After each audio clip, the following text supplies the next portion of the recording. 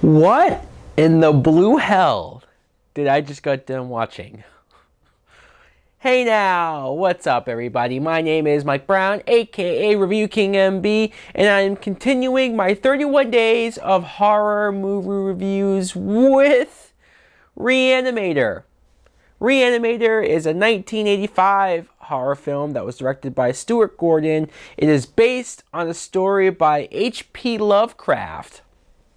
And this is a movie that I have watched just now for the very first time. It was recommended to me by a couple of different people, so I decided to include it. And wow! The plot is we meet this guy, Dan Kane, who is a medical student at this university in New England, and everything's going all right for him. I mean, he's doing pretty well. He's almost about to become a doctor. He's dating this beautiful woman, the daughter of the dean of the university. Everything seems to be going fine until he starts renting his room to this guy Herbert West, who's played by Jeffrey Combs, and he is doing some weird experiments in the basement. And we come to find out that he's not just doing experiments, he's bringing the dead to life.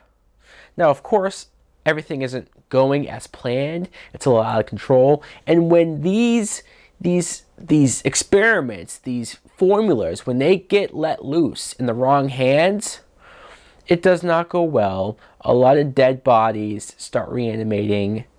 Yeah, hell breaks loose. Now, what I thought of Re-Animator was this movie was insane. It was crazy. I didn't know what to expect from it. I really didn't, but I definitely didn't expect the craziness that I got from it.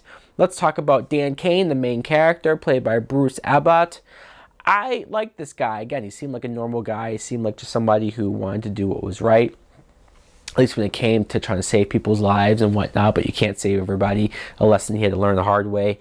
And you see his relationship with his fiance, future wife, and you kind of just want everything to work out for them. But this is a horror movie, so it won't work out for them. And when he meets Herbert West, instantly is creepy. Instantly is like, okay, we gotta watch this guy. We gotta pay special attention to this guy. I don't know how much he's paying him to stay in this room, but I don't know if it's worth it for this guy. We still don't know if he killed that cat. He had a cat, and it just wound up dead somehow, some way. And then that's where it starts. That's where we find out that Herbert is bringing the dead back to life. He brings his cat back to life. And the cat is fucking batshit crazy, jumping around, looks crazy as hell. It's clearly a puppet, which is hilarious. But like the scene where Dan has to grab the cat and throw it against the wall and the blood splats. Hilarious. It is. Like, you think that's not bad enough.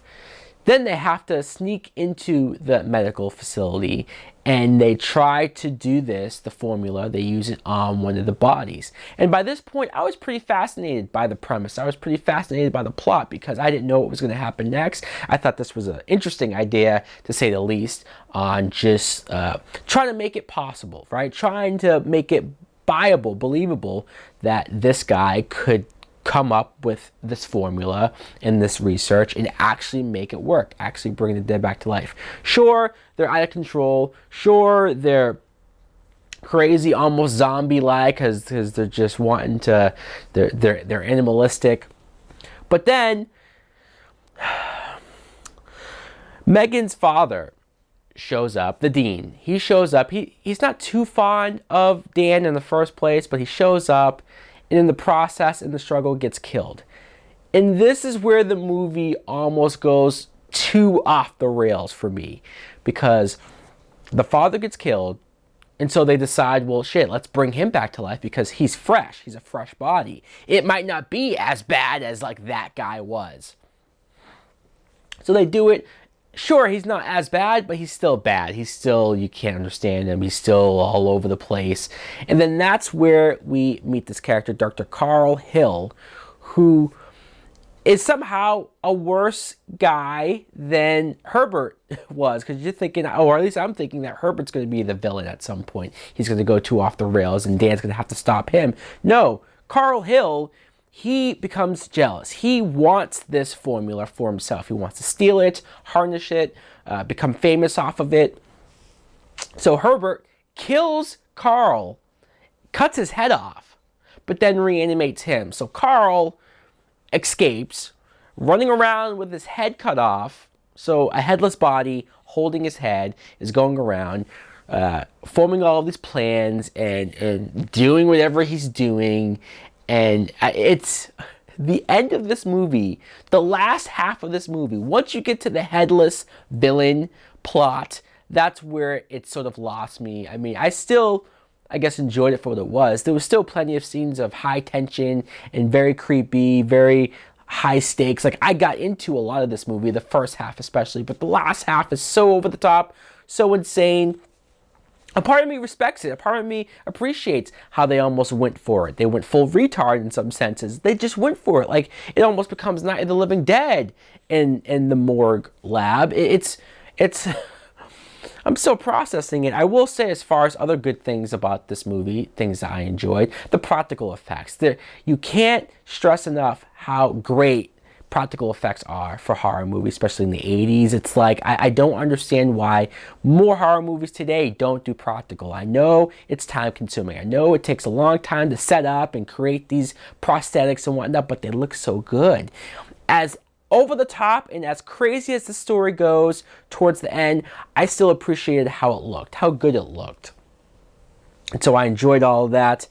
And also the score, the theme for this movie, every time they played the theme, I would bet money that it's some derivative of Psycho. Whenever I heard the theme, I said, that sounds so much like Psycho, but in a good way.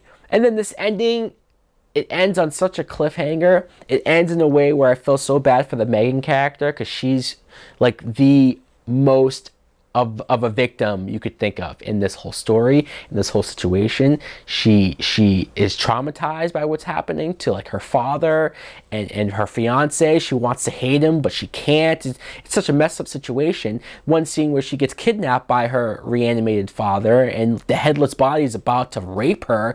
I'm like, this can't get any worse for her character until the ending. And maybe I shouldn't go too further. I shouldn't give too much away. But it ends in a way where you want to see another movie. I think there are sequels. I don't know if they continue the story. Maybe I'll check them out. Maybe not. I don't know. I really don't know.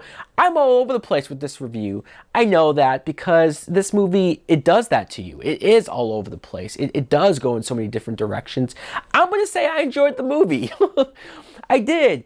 Sure, it's over the top near the end. Sure, it's a lot of crazy stuff going on. But that's kind of what I appreciate. That's kind of, it's such a great premise. It's such a great plot. It's such a great setup. There are great horror tension moments that the craziness towards the end probably work more than it really should have. So guys, let me know in the comments below, what do you think of Re-Animator? Do you enjoy it? Do you love it? Do you hate it? What do you think of my review? Because I still don't know how this came off. Thanks for watching. Like, comment, subscribe. Later! Please won't you save my desires on fire? Sometimes you need a little piece at home on fire. That's so wired. Come follow me and I can lose you. Come follow me and take a trip to the dark side, waiting for the perfect moment that I put it in. Yeah, drunk on the